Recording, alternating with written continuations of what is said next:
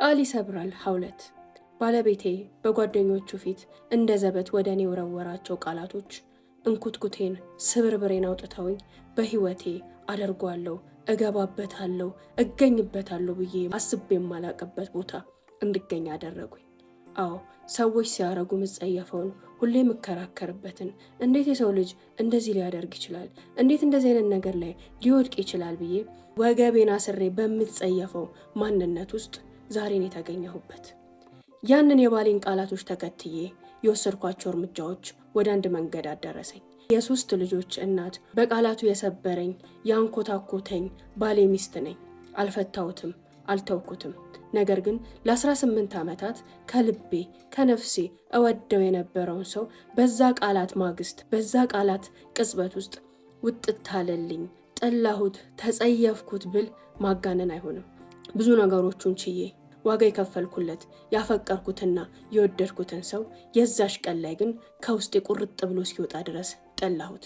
እሱም ብጠላውም ብናደድበት ብጸየፈውም ግን ትዳሬ አሁንም እንደ ትዳር አለ።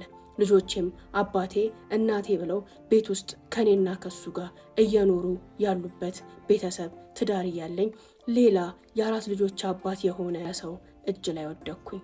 የሚገርምሽ የባሌ ቃላት ሰብረውኝ ወደ አሳደዱኝ አንድ ቦታ ላይ በተገኘሁበት ቅጽበት የዚህ ሰው ቃላት ደግሞ አለመለሙኝ፣ አነሱኝ።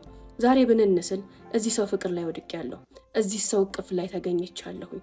ከዛሬ ነገ ከነገ ከነጎዲያ ከዚህ ነገር ውስጥ መውጣት አለብኝ እያልኩ በየምሽቱ በየሌሊቱ ከእንቅልፌ እየባነንኩኝ የምምል የምገዘተው እኔ በየነጋቱ ግን እሱ ጋር ነው የምገኘው። በእኔ አስተዳደግ በእኔ የልጅነት ጠባሳ ወንዶችን ልጠላቸው ልጸየፋቸው የሚገባኝ ሰው ነበርኩኝ። ነገር ግን በተቃራኒ ጭራሽ ከአንድም ሁለት ሰዎች ህይወት ውስጥ አለሁኝ። ልጅነቴ በብዙ መጥፎ ታሪኮች የታጀበ ነው። ከ8 ዓመት ጀምሮ አባቴ ነው ብዬ የተቀበልኩት ሰው እስከ 13 ዓመቴ ሲደፍረኝ ነው የኖረው።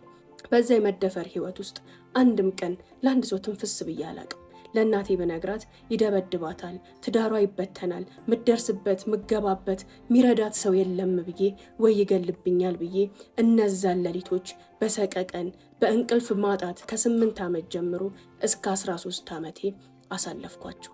13 ዓመቴ ላይ ግን ያቺ ብዙ ዋጋ የከፈልኩላት አባቴ እንዳይገላምጣት እንዳይመታት የቀለብ እንዳይከለክላት ከህይወቱ እንዳያስወጣት ብዬ ችዬላት የኖርኳት እናቴ ከኔ ተለየች። ያኔ የምኖርለት ምክንያት ምድር ላይ የምቆይበት ምክንያት ምንም ማለት ታይሻለኝ። የእናቴ ለቅሶ አያቶቼ ጋር ነበር። የእናቴን ለቅሶ ሄጄ አያቴ ጋር ተቀመጥኩኝ። ለቅሶ ሲነሳ ግን ወደ አባትሽ ሂጂ ስባል በፍጹም እዛ ቤት ተመልሼ አልሄድም። አባቴ ከዛ ጊዜ ጀምሮ እስከ ዛሬ ሲደፍረኝ የኖረ ሰው ነው ብዬ ያደረገኝን እያንዳንዱን ነገር ለአያቶቼ በምናገር ሰዓት ነበረ ሌላ ዱብዳ የሰማሁት። እስከ ዛሬ አባቴ ነው ምን አይነት አውሬ አባት ነው ከኔ ጋር ያለው ብዬ ተቀብዬው የኖርኩት ሰው አባቴ እንዳልሆነ ተነገረኝ። እንደዛ እየጠላሁትም ቢሆን አባቴ ያለመሆኑ ዜና ግን እንደ ቀላል የተቀበልኩት አልነበረም። አያቶቼ በነገሩ በጣም ተናደው ይህንኑ የእንጀራ አባቴን ከሰሱት። ለወራት ብቻ ታስሮ ከእስር ቤት ወጣ። እኔም አያቶቼ ጋር ትምህርቴን ቀጠልኩኝ። 11ኛ ክፍል ስደርስ ነበር ባሌን ያገኘሁት። እሱ የ12ኛ ክፍል እኔ 11ኛ ክፍል ተማሪ ሆነን እዛ ትምህርት ቤት ውስጥ ተገናኘን። ያኔ ፍቅር ተጀመረ። ፍቅራችን በጣም የሚያስቀና የሚገርም ልጅነትም የዋህነትም ጉርምስናም አላማም ያለበት ነበር። 1 ዓመት አንድ ትምህርት ቤት ውስጥ በፍቅር ከቆየን በኋላ 2ኛ ዓመት ላይ እሱ ወደ ዩኒቨርሲቲ ገባ። እኔም እዛው ፕሪፕ ላይ ቀረሁኝ።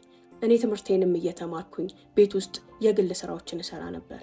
በዛም ስራዬ ጥሩ የሚባል ገቢን አገኘ ነበር። ከ2 ለ5 ዓመታት ባል ዩኒቨርሲቲ በሚማርበት ጊዜ አንድም ቀን ቤሳቤስቲን ቤተሰቦቹን አልጠየቀም። የሰው እጅ አላየም። ከትምህርት ቤት ከሚያስፈልጉት ነገሮች አንስቶ እስከ ልብስ እስከ ጫማ የኪስ ገንዘብን ጨምሮ እኔ ነበርኩኝ የምሸፍንለት። ያንንም ሳረግ በጣም ደስተኛ ነበርኩኝ። በዚህ መንገድ ካሳለፍን በኋላ 2ኛው ዓመት ላይ እኔም ወደ ዩኒቨርሲቲ ገባሁኝ። ፍቅራችን የሚገርም ነበር። እነዛን 5 ዓመታት አብረን ስናሳልፍ ቤተሰቦቹን አስተዋወቀኝ።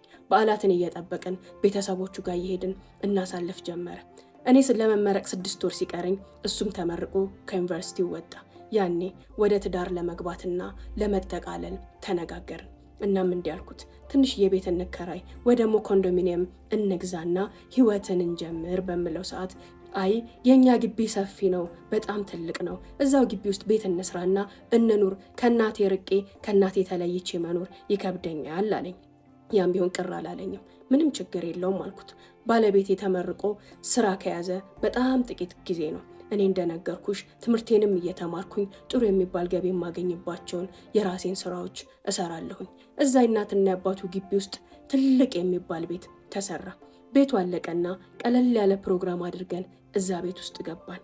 ሀውለት የሚገርምሽ እዛ ቤት ውስጥ መኖር ከጀመርኩኝ ከ3 ወር ጀምሮ ግን ምንም አይነት ጤና የሚባል ነገር አጣሁኝ። ይሄንም እንዳለ ሆኖ ግቢው አንድም ቀን ሰላም ኖሮት አያውቅም። ቤተሰቦቹ እርስ በርስ ይጣላሉ። ማታ ማታ ከስራ በሚገባ ሰዓት እነሱ ጋር እነሱን ለማስማማትና ለማግባባት ቢዚ ሆኖ ያመሻል። እየዋለ እያደረ ግን ይህ የእነሱ አለመግባባት በእኔና በሱ መሃል አለመግባባትን እየፈጠረ መጣ። አምሽቶ መምጣትና ቶሎ አለመገኘትን አመጣ። ቤቱም ግቢውም እያስጠላው መጣ። እነዚህ ክፍተቶች ለእኔና ለሱ ትዳርም ቀላል አልነበሩም። በመካከላችን ትልቅ የሚባል ክፍተትን የፈጠሩ ሆኑ። ሰላም እንዴት ናችሁ ቤተሰቦቼ? ደህና ናችሁ ወይ? እነዚህ የምታዩቸው ቆንጆ ቆንጆ ቶቦች፣ አባያዎች፣ ድሪያዎች ቤተል ኤጄሞል 1ኛ ፎቅ ሀውለት ጋር ብትመጡ ታገኟቸዋላችሁ። ባዮ ላይ ባለው ስልክ ብትደውሉልን ደግሞ ያላችሁበት ድረስ ልናደርስላችሁ እንችላለን። ይህን ስቶሪ ሙሉን መስማት የምትፈልጉ ዛሬ 9 ሰዓት ዩቲዩብ ቻናሌ ላይ ስለምለቀው ሀውለት ቲዩብ ብላችሁ ገብታችሁ 9 ሰዓት ላይ ሙሉ ስቶሪውን መከታተል ትችላላችሁ። አይ እዚሁ ቲክቶክ ላይ እየተቆራረጠ ነው የሚመቸኝ ለምትሉ ደግሞ ፓርትቱን ነገ ልቅላችኋለሁ። ቴንክ ዩ ሶ ማች። ገና 32 ዓመቴ ነው። የ3 ልጆች እናት ብሆንም ልጆቼን በማሳደግ እቤት ባሳልፍም በእያንዳንዱ ወሊድ በኋላ ሰውነቴ የጨመረ ከለሬም እየተቀያየረ ቢመጣም በተቻለኝ መጠን ግን ራሴን ለመጠበቅና ራሴን ለባሌ ውብ አድርጌ ለመቅረብ ብዙ ነገሮችን አደርጋለሁ። ባለቤቴ የዛለት እኔን ላይ የወረወረው ቃላት እኔን እስከ መጨረሻው የሰበሩኝ፣ ለሱ ያለኝን ፍቅር እንኩትኩቱን ያወጣው ንግግር ምን መሰለሽ? በአንድ ቀን ላይ ከጓደኞቹ ጋር ምሳ ለመብላት ተቀጣጥረን እኔም እሱም ቦታው ላይ ተገኘ። ድንገት ከነሱ ኋላ ነበርና እኔ መጣሁት። መጥቼ ሁሉንም ሰላም ብዬ ቁጭ እንዳልኩኝ ቀና ብሎ አየኝና ደሞ ምንድነው የምትመስዩ? ምን መስለሽ ነው የመጣሽው? እንዴት ነው ደሞ ያረጀሹ? ብሎ አንድ ባል ሚስቱን ይቀርና የትኛዋን መንገደኛ ሴት በዚህ ደረጃ ሞራኗን ሊነካ የሚችል የትኛውም ወንድ በማይናገረው ልክ ተናገረኝ። ያ ንግግር ልቤን የሰነጠቀ፣ ውስጤን ያራደ፣ ሰውነቴን በላብ የጠመቀ፣ እንባዬን የሚያመጣ ነበር። ተርበተበትኩኝ። ጓደኞቹን አይናቸውን ማየት ፈራሁኝ። የፈለገውን ነገር ይበለኝ፣ የፈለገውን ነገር ያድርገኝ፣ በሰው ፊት ግን እንዴት እንደዚህ አይነት ንግግር ይናገረኛል? እንዴት ነው ያረጀሽው? ምንድን ነው የመሰልሽው ማለት ምን ማለት ነው? ጓደኞቹ ይሄን ሲሰሙ ደነገጡ። እነሱ ራሱ ሚውጣቸው የሚገቡበት ቦታ ጠፋቸው። እሱ ግን እንደ ቀልድ ካፉ ከወረወረው በኋላ ምንም ነገር ሳይመስለው ምግቡን ለመቀራመት የራሱን ወሬ ጀምሮ ጓደኞቹ ጋር ለመሳሳቅና ለማሽካካት ሰከንድ እንኳን አልወሰደበትም ነበር። እኔ ምግቡንም መብላት እነሱንም ማየት አቅቶኝ ከእምባዬ ጋር መታገል ጀመርኩኝ። ፊት ለፊታቸው ላይ ማልቀስ አልቻልኩኝም። ጠንካራ ሆኜ መታየት ነበረብኝ። እምባዬን ዋጥ አድርጌ ለዛ ንግግሩ ፈገግ ብዬ አብሬያቸው ቁጭ አልኩኝ። አያልፈለ ያቺ ደቂቃ አልፋ ወደ ቤት ሄድኩኝ። ምንም ንግግሮችን አልተናገርኩም። በመነጋታው አዎ አረጀሁበት፣ ተጎሳቆልኩበት ማለት ነው። እኔ ተፈላጊ ተወዳጅ ሴት አይደለሁም ማለት ነው። ውዳቂ ሆኛለሁ ማለት ነው። በዚህ ደረጃ በጓደኞቹ ፊት እንኳን እንደዚህ አይነት ቃላትን ሊናገረኝ ምንም አይነት ሀያ የማያደርግልኝ ሴት ሆኛለሁ ማለት ነው የሚልልህ ልቤ ላይ ተንተከተከ። በነጋታው ሌሊት ተነስቼ ወደ ጂም ሄድኩኝ። ጂም በሄድኩበት ሰዓት ይሄንን አባወራ የ4 ልጆች አባት፣ ልጆቹ የኔ ልጆች ትምህርት ቤት የሚማሩ ሰው፣ በአይን የምንተዋወቅ ብዙም ግን ንግግርም የሌለን ሰው እዛ ጂም ውስጥ አገኘሁት። ከ2 እና 3 ቀናት በኋላ ነበር ምን ያህል ተፈላጊ ውብና ማራኪ ሴት እንደሆንኩኝ በቃላትም በተግባርም ያሳየኝ። እሱ ወደኔ ቀርቦ አንቺ ከ3 ልጆች እናትም አትመሲም፣ ደግሞ እንዴት ነው የምታምሪው? እንደዚህ ቆንጆ ነሽ እንዴ? እያለ ስፖርት በምሰራበት ሰዓትና እዛ ቦታ ላይ ወደዚህ ወደዛ ስል ከኋላ ኋላ እያለ ሰምቻቸው የማላቃቸውን የፍቅር ቃላት ሲያዘንብብኝ እዛው ቀለጥኩኝ። ሀውለት እናትና አባቱ ቤት ከገባው ጊዜ ጀምሮ እንደነገርኩሽ አንድ ቀን ጤና ኖሮኝ አያውቅም።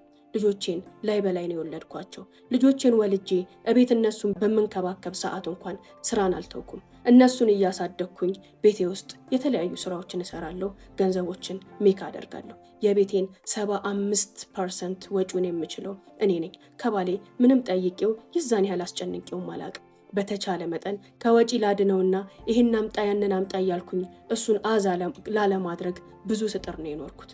በዛም ደስተኛ ነበርኩኝ። ነገር ግን እዛ ቤት በኖርኩባቸው 3 ዓመታት ውስጥ ጤና የሚባል ነገር ከኔ በመራቁ የሆነ ሰዓት ላይ እዚህ ቤት የሆነ ችግር እንዳለና ያልተስማሙኝ ነገሮች እንዳሉ ስለተሰማኝ ቤት መልቀቅ አለብን አልኩት። በስንት ትግል ያንን ቤት ለቀን የራሳችንን ቤት ተከራይተን ወጣን።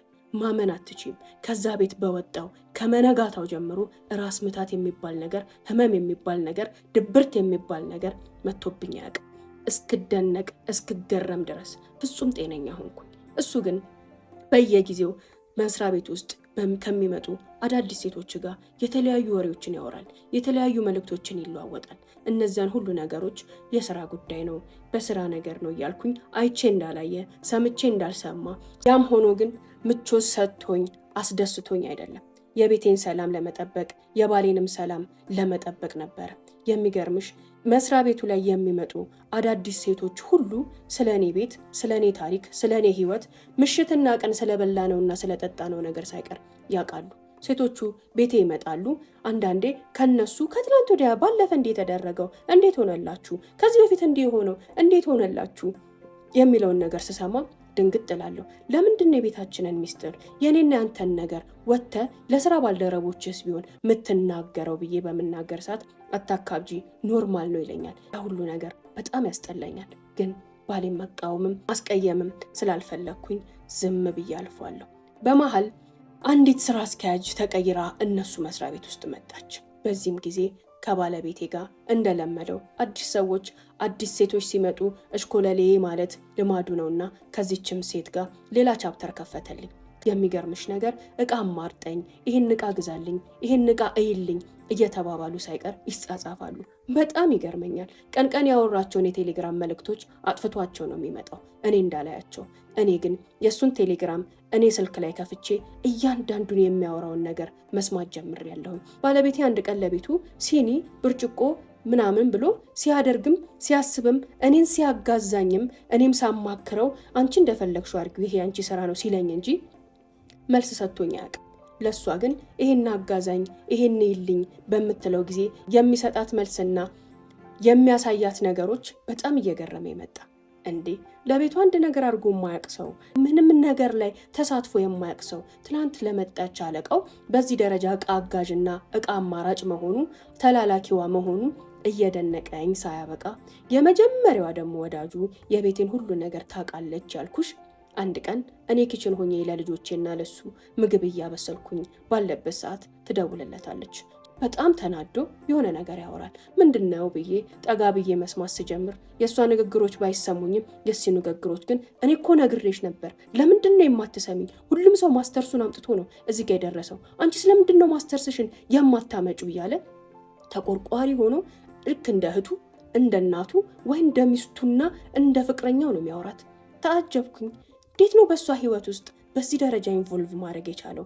ለእኔ አንድ ቀን እኮ ይሄን አድርጊ፣ ይሄን አውጪው፣ ይሄን አውርጁ፣ ይሄን ተማሪው፣ ይሄን ታዩ ብሎኝ አያውቅም እያልኩኝ እየተገረምኩ ሰማዋለሁ። ይመክራታል፣ ይነግራታል። ማድረግ ያለብንን ሁሉ እናደርጋለን። ማስተርሽን ብቻ አምጪ፣ ይሄን ነገር ብቻ አስተካኪልኝ፣ ከዚህ በኋላ ደግሜ ያልነግርሽም እያለ ይገስጻታል። በጣም ተናደድኩኝም ተገረምኩኝም። እኔና ልጆቹ ህይወት ውስጥ የዚህን ያህል ተሳትፎ ያለው ሰው አይደለም። ዛሬ ግን እዛ ጋር ጓደኛዬ ናት ከሚላት ሴት ጋር በዚህ ደረጃ ተቆርቆሮና ተናዶ እንደዚህ ሲናገር፣ እዚህ ጋር ደግሞ አዲስ ስራ አስኪያጅ ናት ተብሎ ወጣ ገባ ከሚልላት ሴት ጋር እቃ አማራጭዋና ተላላኪዋ ሆኖ ሲገኝ ስናገረው ግን ኖርማል ነው አታካብጂ የሚሉት መልሶች ያቆስሉኛል። ምሽቱን ሌሊቱን በቻት ነው የሚያሳልፈው። ያም ቢሆን ለሱ ኖርማል ነው አታካብጂ። አዎ ይህ ሰው ነው ትላንትና እንዴት ነው ያረጀሹ፣ ምንድነው የመሰልሹ ያለኝ ቃላት ወርውሮ ጂም ውስጥ ያገኘሁት ሰው እቅፍ ውስጥ ቁጭ ያደረገኝ። ይሄ ሰው ደግሞ ምን ብሎ አነሳኝ። እንዴት ነው መታምሪው፣ እንዴት ቆንጆ ነሽ፣ የሶስት ልጆች እናት እኮ አትመሲም ብሎ ተጎዘጎዘ። እኔም ራሴን ማረጋገጥ ፈለግኩኝ። እውነት ተፈላጊ ነኝ፣ እውነት ተወዳጅ ነኝ የሚለውን ነገር ማየት ፈልጌ አይወድቁ አወዳደቅን ወደኩኝ። እኔና ባሌ 18 ዓመት ስንኖር ከመጀመሪያዎቹ የፍቅር ዓመታት በኋላ አንድም ቀን በወር አንዴ እሱ በፈለገና በከጀለ ሰዓት ካልሆነ በስተቀር ግንኙነት አድርገን አናውቅም። የዛን ያህል ሰው ናት፣ ሚስቴ ናት፣ እኔም ባል ነኝ፣ የኔ ኃላፊነት ናት ብሎ አስቦ የማያውቅልኝ ሰው ነኝ። ሌላው ቀርቶ ስለ እሱ ብዙ ጥርጣሬዎች አሉኝ። ረዥም መንገድ ብሄድና ብከታተለው አንድ ቀን እጄ ላይ ወድቆ የምጠረጥረው ነገር እውነት ሆኖ ካገኘው ምን አደርጋለሁኝ? ልጆቼን እበትናለሁኝ፣ ባሌን እተወዋለሁኝ፣ እንደዚህ የማፈቅረውን ሰው ትቼ መኖር እችላለሁ እያልኩኝ ስጨነቅ ነው እንጂ የኖርኩት አምኜው አይደለም። ታዲያ ዛሬ ምን ሆነ? እኔው እገባበታለሁ እሆንበታለሁ ብዬ አስቤ የማላቀው ቦታ ላይ ተገኝቻለሁ። ይህ ሰው ከረዥም ዓመታት በኋላ ፈላጊ እንዳለኝ እንዲሰማኝ ያደረገኝ እሱ ያደረገው ያንን ነው።